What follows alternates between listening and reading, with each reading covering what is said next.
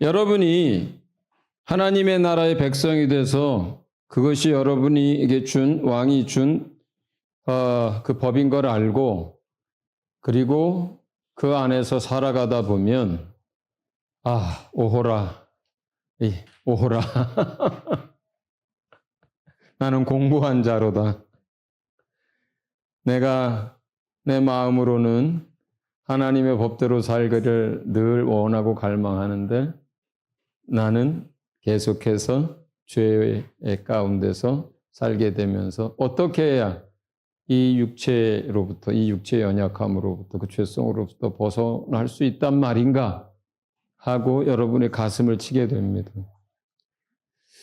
만약에 여기서 끝난다면 여러분들은 하나님의 법인데 이게 여러분을 옥죄는 것으로 끝날 수도 있어요.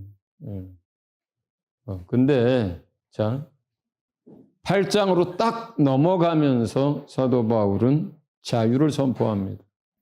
로마서 8장 1절, 2절 같이 읽어봅니다.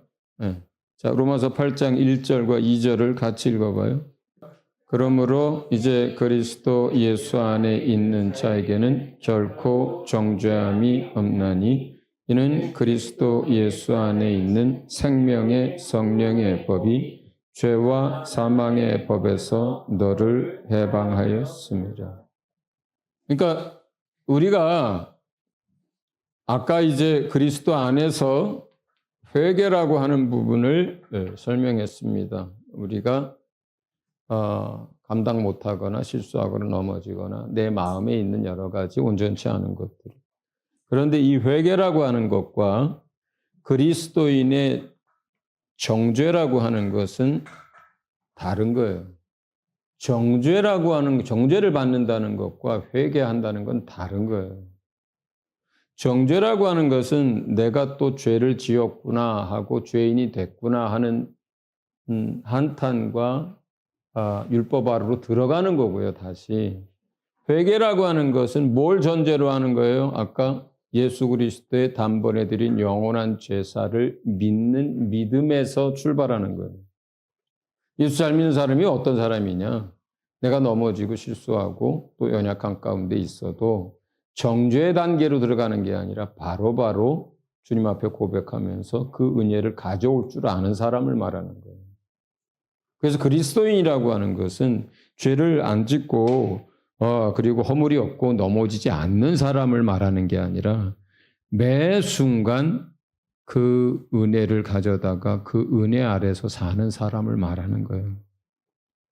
그러고 나서는 어떻게 우리가 발전하게 되냐면 성령의 법, 생명의 성령의 법, 그리스도 안에 생명의 성령의 법을 따라 이제 살게 됩니다. 성령은 어디에 와 계세요? 믿는 자 육체 안에 오십니다. 믿는 자 육체 안에 오셔서 우리에게 말씀을 생각나게 하고 감동을 주고 그리고 우리에게 또 직접 세미한 음성으로 말씀하시면서 그 사람의 삶을 이끌어가요. 어느 순간에 내가 정말 어떤 사람에 대해서 속상하고 미운 감정이 들 때 성령님은 원수를 용서하라는 말씀도 생각이 나게 하고 그를 위하여 축복하라는 말씀도 생각이 나게 합니다. 그러면 우리는 그때에 그 사람에 대한 서운함, 미움, 판단되는 그 상태에서 성령이 내 안에 주신 말씀이 그거거든요. 그러면 그때 어떻게 하는 거예요? 그 성령의 인도하시는 걸 따르는 거예요. 생각나게 하신 말씀에 순종하는 거예요. 감동 주신 거에 순종하는 거예요. 그래서 그 시간에 내가 용서를 선포하고 그 사람을 축복하고 그 사람이 아주 악하더라도 그 악함을 내가 그걸 어떻게 하려고 하지 않고 하나님 손에 그냥 맡겨 올려드리는 거예요. 그럼 하나님이 그를 다루시는 거예요. 이해하셨죠? 그래서 예수 믿는 사람은 뭐예요? 성령의 인도함을, 영의 인도함을 따라가는 사람들인 거예요. 그 성령은 뭘 가지고 일하셔요? 하나님의 진리의 말씀을 가지고 우리 안에서 일하는 거예요. 그러면서 크리스찬은 진정한 자유를 누려요. 정죄 속으로 빠져들지 않습니다. 그 정죄는 누가 시키는 거예요? 악한 영들이 사단이 속이는 거예요. 이미 여러분이 잘못하고 넘어진 것에 대해서 그 값을 누가 지불했어요? 예수님이 이미 지불한 거예요. 그런데 네가 지불하라는 거예요. 또 지불해야 된다고 얘기하는 거거든요. 그게 정죄예요. 근데 그거 자기 자신에게만 적용하는 게 아니라 다른 사람에게도 그렇게 적용하는 거예요. 어떤 사람이 내게 잘못했어요. 왜 용서해요? 그 사람이 잘못한 것을 위해서 예수님이 죽으셨거든요. 내가 잘못한 것뿐만 아니라. 그래서 내가 그를 정죄하지 않는 거예요. 그를 바른 길로 돌아오게 할 수도 있고 권면도 할 수도 있고 그렇지만 그를 정죄하지 않습니다. 그걸 뭐라 그래요? 마귀의 올무에 빠지는 거라 그러는 거예요. 오히려 원수를 사랑하라 하신, 또 그들을 위해서 박해하는 자들을 위해서 축복하라고 하신, 그리고 심판을 누구에게 맡겨라? 하나님께 맡기라고 하는 그런 말씀, 그런 마음들을, 성경 안에 있는 그런 주의 마음들을 누가 생각나게 해요? 성령이 우리 안에서 그렇게 하거든요. 매 순간 그렇게 해요. 그럼 그걸 따라가는 거예요. 그걸 따라가는 거예요. 그러면서 내 마음과 내 생각까지 주의 완전하심처럼 완전해져 가는 거예요. 그렇게 성령을 따라가노라 보면 우리가 누구의 성품을 갖게 돼요? 예수 그리스도의 성품을 갖게 되거든요. 그게 뭐예요?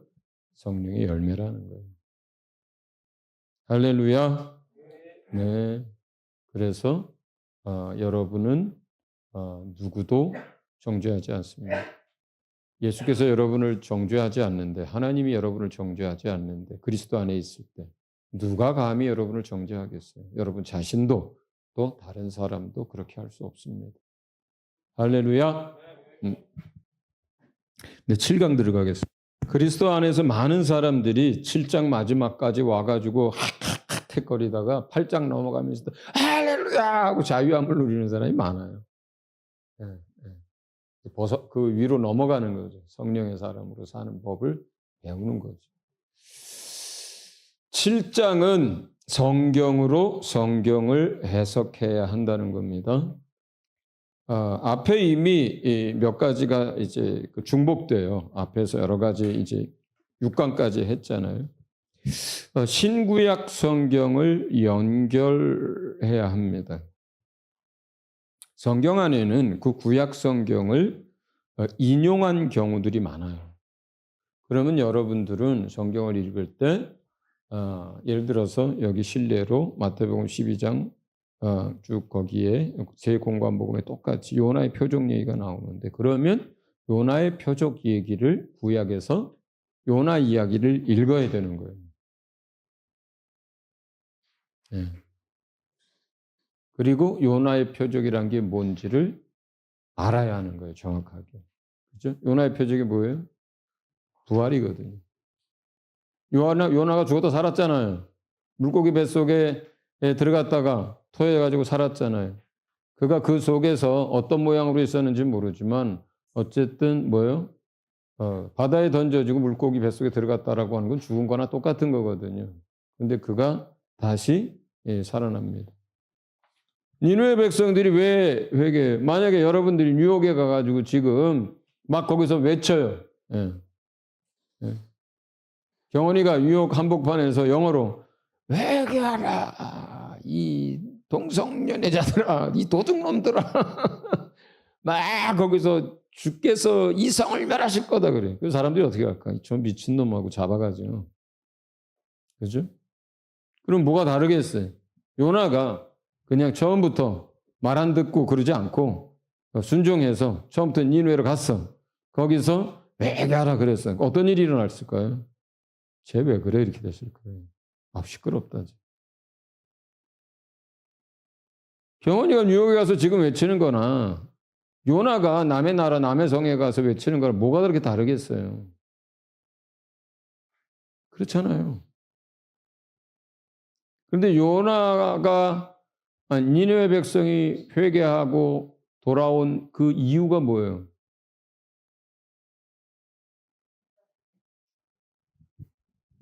요나가 반대 방향으로 도망가잖아요.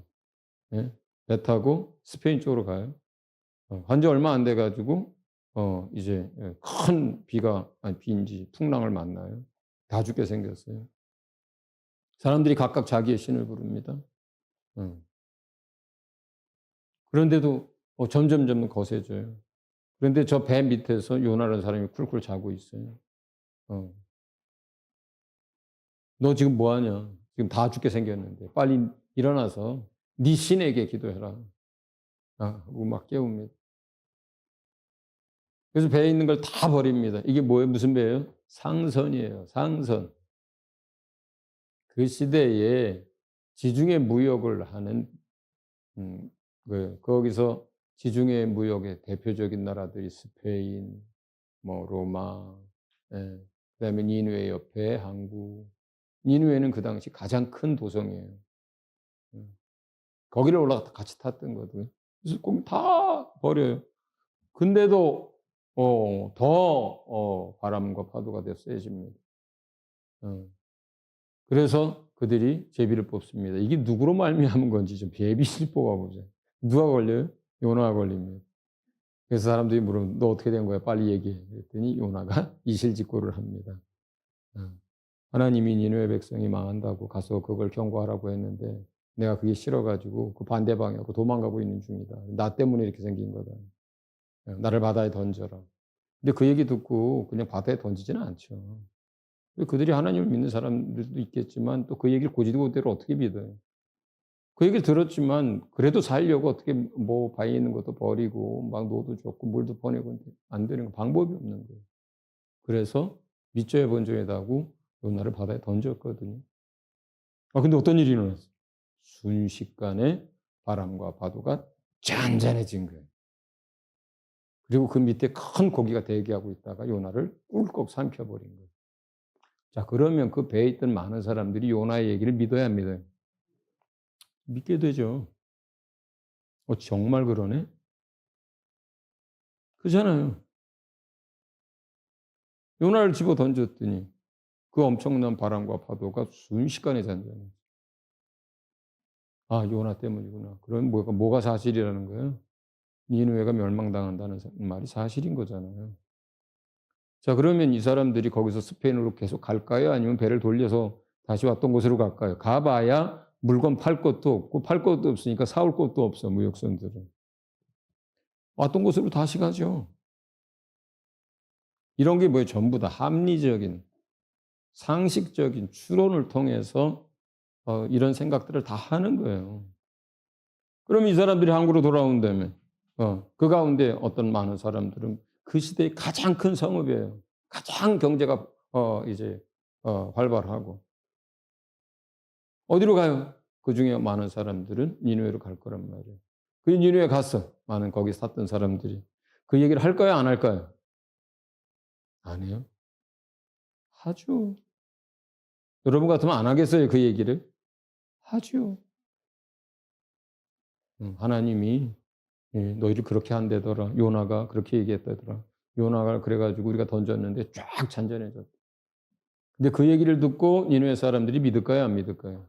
안 믿죠. 어떤 사람들은 고민하고 어떤 사람들은 정말 그럴까? 하지만 그런 전체적인 회의가 일어나지는 않습니다.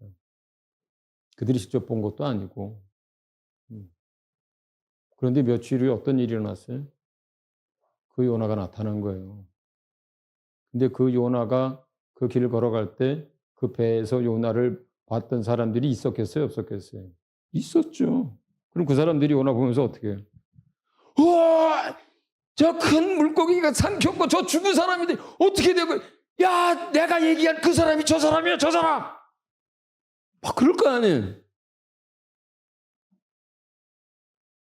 그렇잖아요. 내가 얘기한 그 사람이 저 사람이야. 저 사람 죽었었는데 살아났어.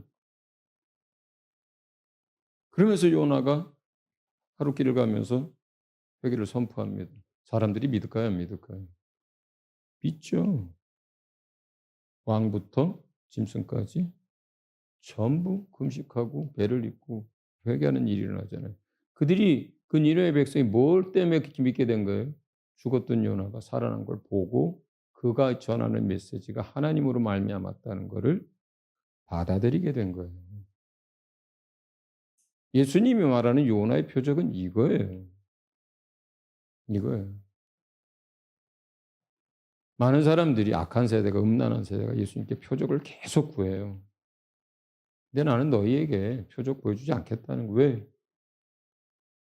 너희의 마음이 악한데, 너희의 마음이 음란한데, 내가 어떤 표적을 보여준들 너희는 회개치 않는다는 거예요. 소용이 없다는 거예요. 그러나 내가 누구라고 하는 표적, 하나님의 아들 그리스도라고 하는 표적을 어떻게 나타나겠다는 거예요? 죽음과 부활을 통해서 내가 하나님의 아들 그리스도라고 하는 사실을 나타나겠다. 이게 그 문단이에요. 몇 구절 안 되는. 그냥 우리가 그걸 읽으면서 요나의 표적 그냥 부활일 거야.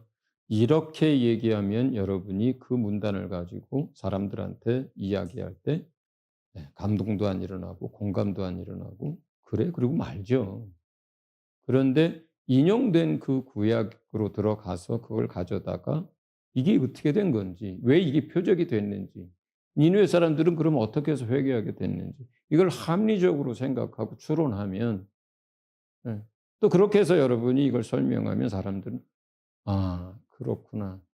예수가 하나님의 아들 그리스도라고 하는 최대의 표적. 그거는 그의 죽음과 부활이로구나. 라고 이제 이해하게 되는 거예요. 이게 해석인 거예요. 이해하셨죠? 그 다음에 실제로 이렇게 성경의 기록자가 구약에 있는 것들을 인용하는 경우가 많습니다. 특히 마태복음 같은 경우는 의도적으로 그렇게 많이 합니다. 그래서 그런 걸 읽을 때마다 여러분은 그 인용된 거를 찾아가서 이게 무슨 뜻인지, 나사렛 사람이라 칭하리라고 했는데 이게 무슨 말인지부터 시작해서 하나하나 다 보는 거예요. 성경 읽을 때. 많이 보는 게 중요한 게 아니라 제대로 깊이 이해하는 게 중요하거든요. 그 다음에 거기에 구약을 인용한 건 아닌데 그 사건이 구약에 나오는 것을 연상케 하는 일들이 많습니다. 그러면 여러분들이 그것을 구약과 신약을 연결하는 거예요. 아까 예수님 받으신 세례가 그렇게 연결하는 것처럼, 산상수훈이 그렇게 연결하는 것처럼 그렇게 구약과 신약을 연결을 하면서 그 뜻을 분명히 하고 이제 깊이 이해하는 겁니다. 첫 번째 신구약 성경을 연결한다. 두 번째는 단어, 문장, 사건, 주제에 관한 같은 기록이나 유사한 기록을 찾아서 그걸 묶어보고 때로는 편집도 하고 재구성도 한다. 사도행전을 읽고 서신서를 읽는다면 그 연결되어 있잖아요. 그러면 사도행전에서 나온 이야기가 서신서에도 같이 나오거든요. 이게 이때 이 사건이고 이게 이렇게 된 거다. 연결을 시켜볼 수 있는 성경으로 성경을 해석하는 것들이에요. 그럴 때 제일 도움이 되는 것은 관주예요. 관주. 나눠주는 밑에다가 주석을 달아놓은 것이고요. 관주라고 하는 것은 관련된 성경 구절을 써놨잖아요. 여러분 성경들에 다 있잖아요. 그죠? 그걸 찾아보는 거예요. 그리고 요즘 휴대폰에 그 성경 어플이 있죠. 거기에 보면은 예를 들어서 뭐 제사 그러면 거기에다 리얼 달아놓고 그걸 이렇게 손으로 딱 누르면 직접적으로 관련된 것, 유사한 것 다 뜹니다. 쭉. 예. 그 어플 하나만 봐도 다 떠요. 심지어 주석까지 뜹니다. 그거에 대한 해석까지. 그런데 늘 얘기하지만 주석은 참고만 하세요. 그 대신에 관주, 그 관련된 성경 구절을 찾아서 여러분이 같이 그걸 읽으면서 이제 그 해석을 해나갑니다. 세 번째는 성경 안에서 나머지 퍼즐을 찾아 해석하고 그림을 완성해나가. 구속사, 하나님의 나라, 하나님의 경륜 이런 게 다 그런데요. 짝이 없는 성경이 없다는 사람들의 이야기가 있어요. 사람들이 그런 얘기를 많이 해요. 예. 전부 짝이 있다라 그래요. 성경 안에는. 그러니까 그런 것들을 찾아서 퍼즐을 맞추듯이 그림을 완성해 나가는 거예요. 성경으로. 네 번째, 모형, 비유, 예언 이런 것들을 이제 나온 이거를 실상 진리 성취로 이제 해석해 나가는 거죠. 히브리서나 이런 게 대표적인 것들이고 마태복음도 대표적입니다. 자, 그 다음에 이제 5번과 6번이 중요해요. 위에 거는 내가 이제 앞에서 조금씩 다뤘기 때문에 여러분들이 이제 이해할 거예요. 5번 권별 성경이 쓰여진 상황 그리고 목적에 따른 해석. 그러니까 이거를 시대적 배경 안에다가 두는 경우들도 많습니다. 해석하기 위해서는. 이게 무슨 얘기냐면 고린도 전서를 쓰게 된 배경, 이유. 고린도 후서를 다시 쓰게 된 이유. 데살로니가서를 쓰게 된 배경. 이거는 보통 성경 그 맨 권별로 시작할 때 해설 같은 거 간단하게 나와 있을 때 그런 게 많이 나와 있고 본문 자체도 그런 걸 다루고 있어요. 데살로니가 전 후서 뭐 그리스도의 재림, 특히 후서 같은 경우 재림에 관한 것들이 많잖아요. 그죠? 예, 예. 또 뭐 야고보서, 갈라디아서, 그 배경이 있잖아요. 갈라디아서 배경이 있잖아요. 갈라디아서는 후기 저작설, 전기 저작설이 있는데 저는 전기에 쓰여졌다고 저는 생각하는 편입니다. 왜냐하면 사도 바울이 1차 전도 여행을 마치고 나서 또 그때까지만 해도 그 이제 예수님을 이방인들이 꽤 있었는데 주로 회당에서 많이 모였어요. 그러면서 이제 쫓겨나면은 이제 자기들끼리 이제 모여요. 그런데 거기에 유대인들이 꽤 있었어요. 예수 믿은 유대인. 이방인들도 있었고. 근데 그 유대인들은 뭐예요? 그냥 예수님을 믿는다는 것만으로 그 수천 년 동안 그들이 목매어 기다렸던 그걸 그냥 거저봐도 이방인들이 이렇게 생각하고 시기도 나고 그러면서 어 그래도 할례는 받아야 돼. 부터 시작해서 아니야. 그래도 안식일은 영원한 계명이라고 해서 그건 지켜야 돼. 이런 식으로 예수 그리스도를 그러니까 회개하고 믿는 그 믿음으로 구원이 충분하지 않다고 생각한 거예요. 뭔가 좀 너무 싱거운 거예요. 그리고 너무 그냥 거저 주는 것 같아요, 이방인들에게. 시기가 일어났어요. 그래서 예수가 그리스도 하나님의 아들 맞아. 믿어야 구원 얻어. 그런데 성경적으로 보니까 할례는 하나님의 백성이 됐다는 표야. 그러니까 네가 하나님의 자녀가 됐다는 표를 몸에 가져야 하는 거예요. 이렇게 이렇게 되는 거예요. 대표적인 게 할례예요. 날과 절기, 해 이런 것도 많지만. 그래서 혼란이 일어납니다. 그 안에서 다툼이 일어나고. 그죠? 그래서 나중에는 급기야 안디오그에서 돌아와 있는 이제 사도 바울과 또 몇 명의 사람들이 예루살렘으로 올라가고 이것을 공식적인 회의를 하게 됩니다. 그게 예루살렘 첫 번째 공회예요. 그게 49년 정도의 이제 그런 일들이 있었거든요. 50년인가. 그래서 그때 이제 예루살렘 공회에서 정한 거에 뭐예요? 사도행전에 나오잖아요. 목매어 죽인 것과 우상에 드렸던 제물과 뭐 피 이거 외에는 이방인들에게 달로 짐을 지우지 않기로 하자 이렇게 됐단 말이에요. 그러니까 갈라디아서는 그 1차 전도 여행 이후에 또 다른 복음, 구원의 또 다른 조건을 위한 다른 어떤 행위 무엇이 첨가되어질 때에 쓰여진 거예요. 그게 상황인 거예요. 그게 갈라디아가 쓰여진 배경이고 상황인 거예요. 그런가 하면 여기 보면 야고보서 얘기도 나와요. 제가 이제 실습 이제 해보시라고 했는데 야고보서는 다른 배경이에요. 그보다 훨씬 시기가 늦어요. 그리고 여기서 야고보는 예수님의 동생 중에 하나예요. 근데 이 야고보는 초대교회 지도자가 됩니다. 예루살렘 교회는요, 핍박이 나서 많이 흩어지고요. 또 시간이 지나서는 사도들이 흩어져서 전 세계로 이제 복음을 전하러 다니잖아요. 그러다가 다시 또 왔다가 또 나가고 그러잖아요. 그렇기 때문에 예루살렘 교회는 사도들 말고 그 안정적으로 그 예루살렘 교회를 돕고 성도들을 돌볼 지도자가 필요했어요. 그런데 그 초막절날 요한복음 7장에 예수님 비아냥거리고 하던 그 사람들이 어느샌가 예수님을 믿었을 뿐만 아니라 성령 충만한 사람이 돼가지고 그 초대교회 지도자가 돼 있는 거예요. 발언권도 엄청 세졌고. 그 야고보가 썼다고 보는 거예요, 야고보서는. 그런데 시점이 저 뒤로 갑니다. 이 야고보가 거기서 왜 그런 이야기를 씁니까? 사람들이요, 믿음으로 충분하다는 거를 아는 건 좋은데, 그렇게 믿는 건 좋은데, 그 다음 걸 안 해요. 순종을 안 해요. 주의 말씀 따라 살질 않아요. 엉망이에요. 그러면서 문제가 돼요, 그게. 예. 진리 안에서도 문제예요.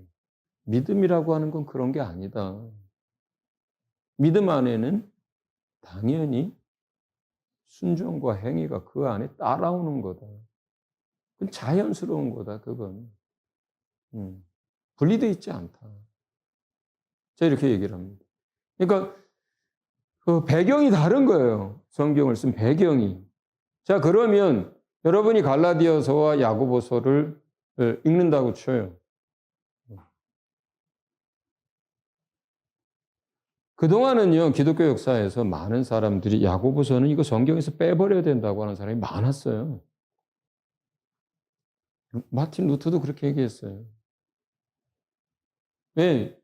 믿음으로 구원 얻는 그 놀라운 진리를 터득하고 자유를 얻은 게 마틴 루터란 말이에요. 근데 야고보서 보니까 거기서 또 무슨, 그러니까 이건 말이 안 된다. 이거 신약성에서 이거 빼버려야 된다. 이렇게 됐단 말이에요. 그리고 많은 사람들은 갈라디아서 야고보서를 상충된다고 생각해요. 믿음으로만이 아니라 행위로도 우리가 구원을 받는다. 이렇게 돼 있단 말이에요, 야고보서는. 갈라디아서는 전혀 다르게 돼.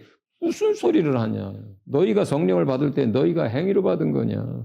너희 공로로 받은 거냐. 오직 믿음으로 받는 구원이 있지 않느냐. 이렇게 된단 말이에요. 자, 그러면 여러분 제가 물어볼게요. 초점이 다른 거예요.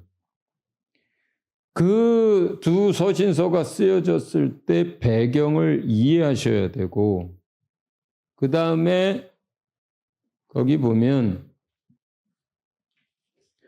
5번은 목적이라고 표현했지만 저 뒤에 6번은 이야기의 초점이 다르다 그랬어요. 초점에 따른 해석을 해야 된다 그랬어요.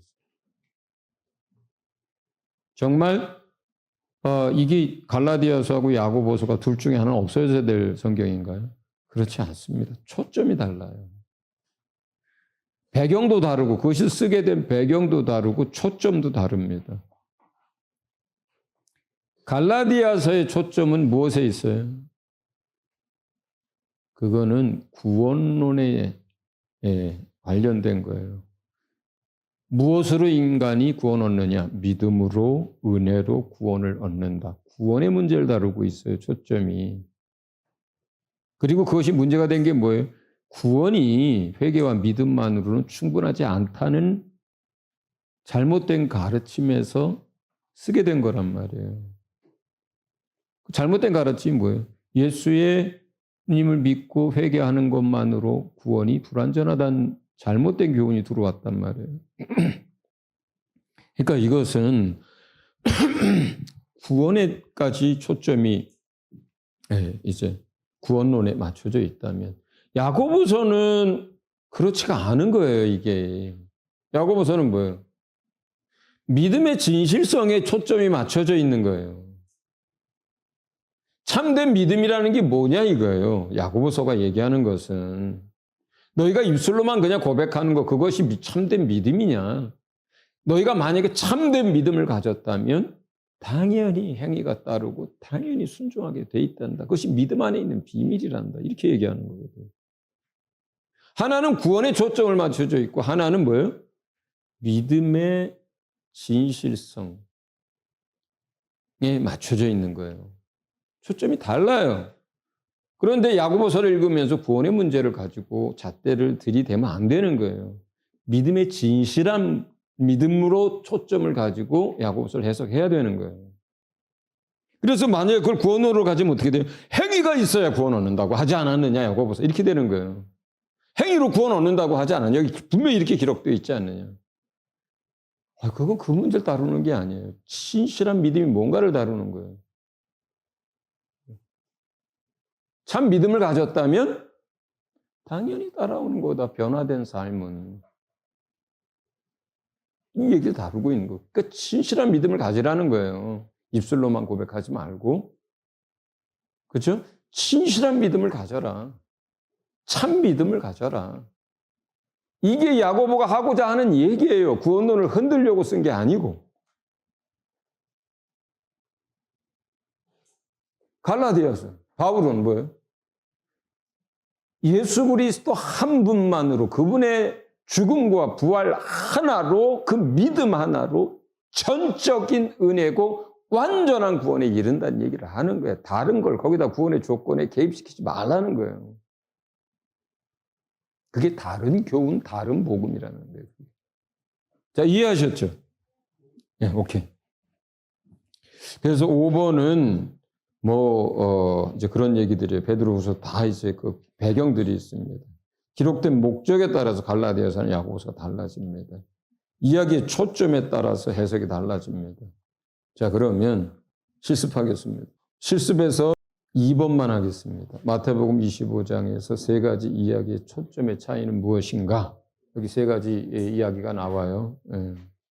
열처녀 이야기가 나옵니다. 달란트 이야기가 나옵니다. 양과 염소 이야기가 나옵니다.